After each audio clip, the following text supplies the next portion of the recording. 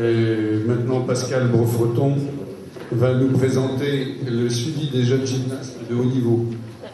Oui, voilà. Après cette vision globale, je vais vous faire part de mon expérience de suivi dans deux structures essentiellement de haut niveau.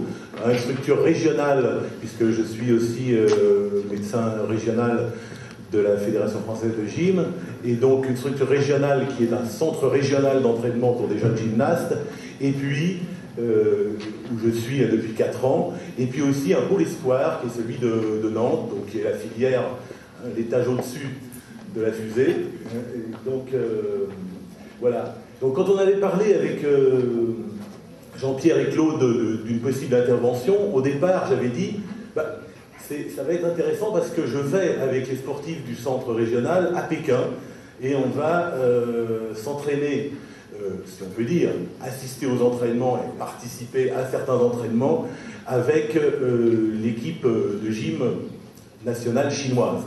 Quand on demande à rencontrer des sportifs chinois, les Chinois aiment bien toujours vous présenter le meilleur, donc il fallait absolument que ça soit avec leur équipe nationale. Donc on s'est donc j'avais dit je pourrais vous faire un reportage là-dessus, ça serait intéressant. Quand on s'est retrouvé dans ce temple de la préparation olympique chinoise, juste à côté d'un autre temple du ciel, là, à Pékin, eh bien, le premier contact que j'ai eu avec la médecin responsable de l'équipe nationale, elle me demande en gros quel est votre protocole d'utilisation des anti-inflammatoires dans les tendinites d'Achille. Je lui dis, je suis désolé, moi je n'utilise que l'acupuncture. En fait, j'ai pas fait cette intervention sur ce sujet-là, parce qu'il n'y avait pas grand-chose à faire. Il y avait quand même, j'utilisais un petit peu le massage chinois, encore avec des techniques particulières. Il consultait quelquefois un acupuncteur à l'hôpital en cas de besoin, mais la plupart des soins étaient en thérapeutique occidentale pure et dure. Donc finalement, là, j'ai choisi de vous présenter ce que je fais moi là, au quotidien. Donc c'est bien on redescend après la présentation nationale là. Donc le contexte, je vous l'ai déjà évoqué, c'est dans 2 structures de haut niveau, aussi bien sûr dans des stages qui regroupent donc là des gymnastes qui sont d'un niveau un petit peu inférieur et qui sont en quelque sorte en observation pour rentrer dans ces structures. Ce sont, comme toujours dans ce sport, quoique là il s'agisse de gymnastique artistique masculine, mais on a quand même des sportifs de haut niveau qui sont jeunes. Vous voyez l'âge, c'est quand même très jeune, moins jeune que dans la gym féminine, mais quand même relativement, avec un volume d'entraînement important, tout en sachant que dans un entraînement de gym de haut niveau, il y a quand même des temps d'attente.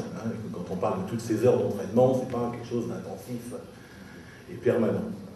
Donc là, je suis dans ce centre régional 1 fois par semaine, et je suis 1 fois par mois dans le pôle de Nantes. Tout à l'heure, Yunsan l'a évoqué, c'est important de toujours dire qu'il y a une structure pluridisciplinaire.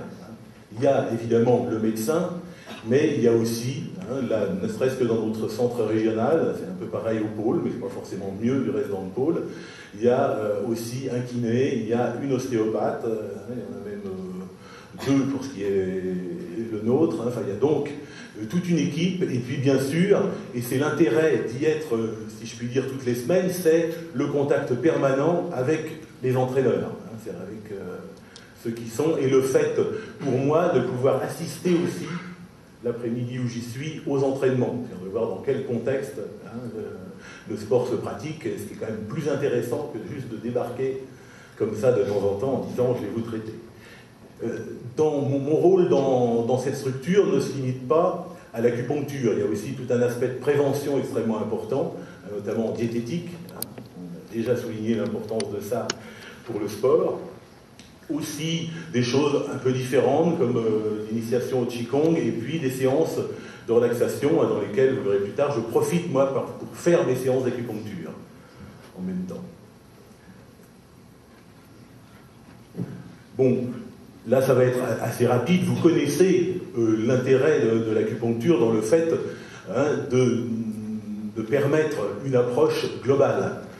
Et donc c'est vrai que ça nous permet, nous, avec notre merveilleuse grille de lecture, de pouvoir, dans une pathologie même tendinomusculaire banale, intégrer tout un tas d'autres choses. Là, je cite sur la diapo le problème, par exemple, d'une cheville, où on va pouvoir voir toutes les implications avec l'organe qui peut être associé, des pathologies liées au méridien extraordinaire, enfin, tout ce que vous savez déjà.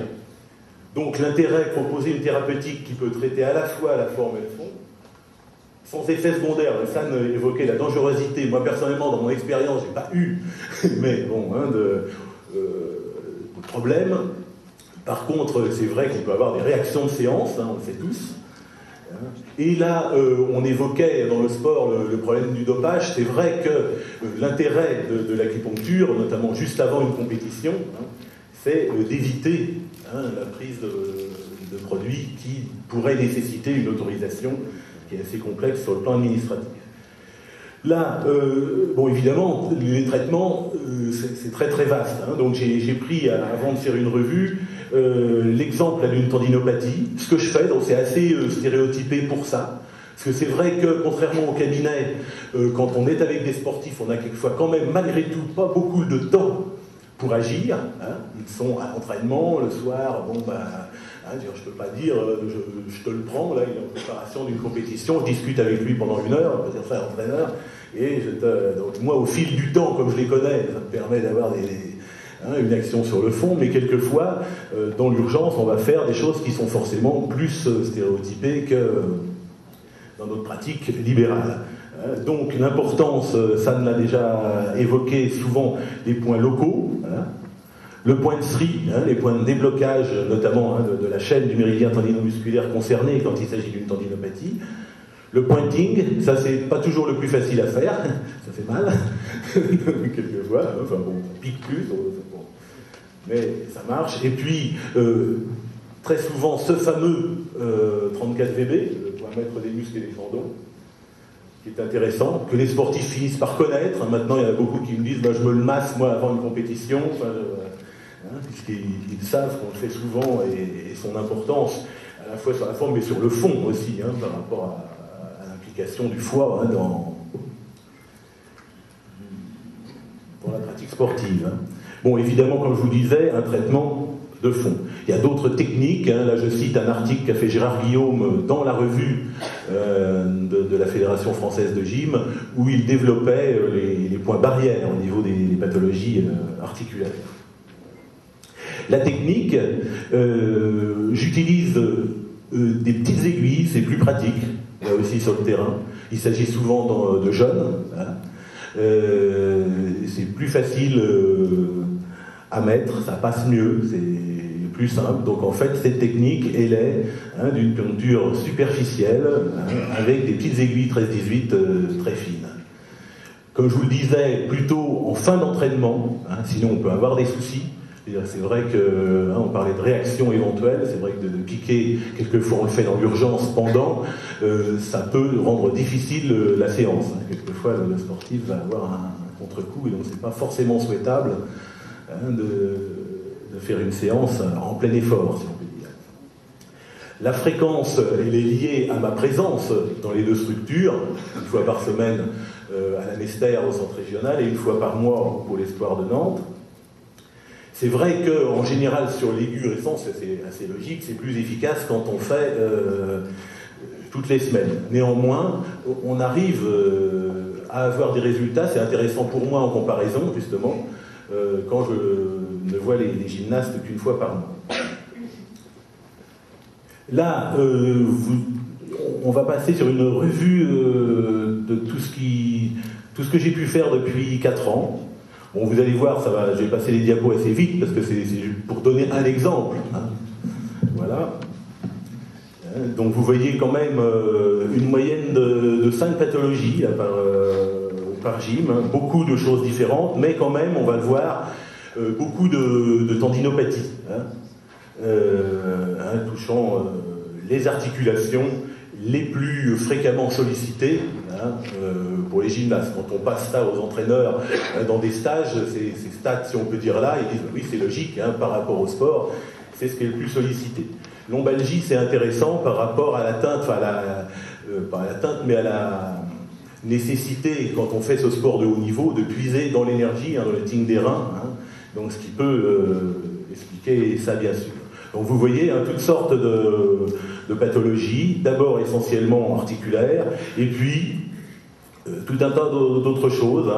Bon, les problèmes de concentration, c'est important dans un sport comme la gym qui demande une très grande concentration, une très grande précision dans les mouvements et dans la connaissance des enchaînements et tout, donc ça c'est intéressant.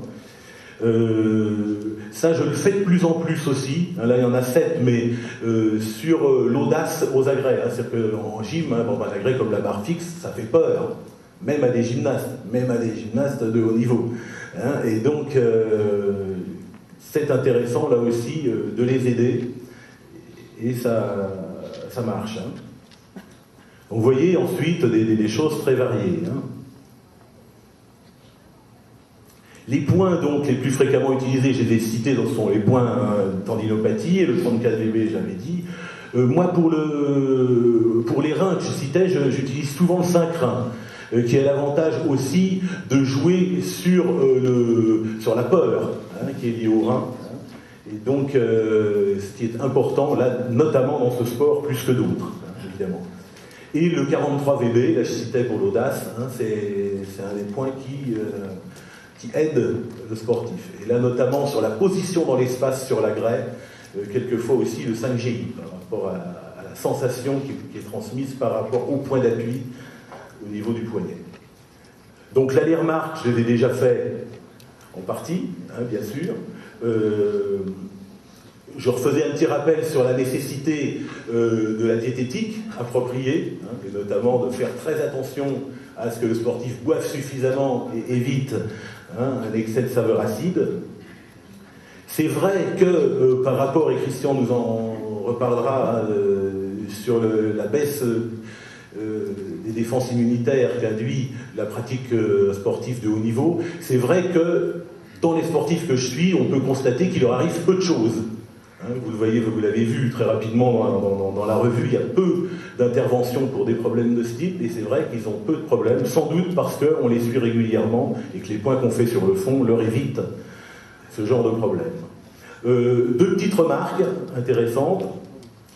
Ça sert presque de test diagnostic. S'agissant de sportifs jeunes qui réagissent vite, en principe, vous l'avez vu dans la revue, j'avais mis le nombre moyen de séances. En très peu de séances, si c'est quelque chose d'assez simple, ça marche. Si ça dure trop, c'est intéressant de se dire « Ah, attention, bilan, il y a peut-être quelque chose en dessous ». Notamment, quelque chose en dessous, les deux plus principaux problèmes que j'ai pu avoir, c'était une série d'ostéochondrites. C'était en 2004, on a eu une série d'ostéochondrites, 2 dans la même année, c'est quand même exceptionnel, même s'ils pouvaient avoir des raisons traumatiques et tout, et en même temps, 3 fractures importantes, des gyms qui se sont enroulés sur la barre fixe avec leur manique, avec donc une fracture des 2 os de l'avant-bras. Je me suis dit, c'est quand même étonnant. Pourquoi? Le contexte est le même, il n'y a pas... Et en fait, je me suis dit, et si il y avait une fragilité liée à l'année? J'ai demandé à Alain, notre spécialiste local et même national en rythmologie, de savoir quelle était la caractéristique de cette année 2004. Et il y avait justement une faiblesse du mouvement de l'eau. Vous savez tous qu'il y a une relation entre eau et os. Et donc, je pense que ça pouvait peut-être être une piste d'explication, sachant que c'est jamais un facteur unique.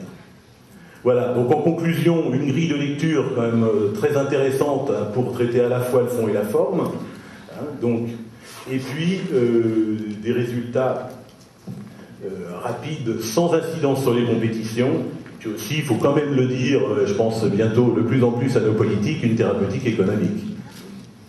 Voilà, merci de votre attention.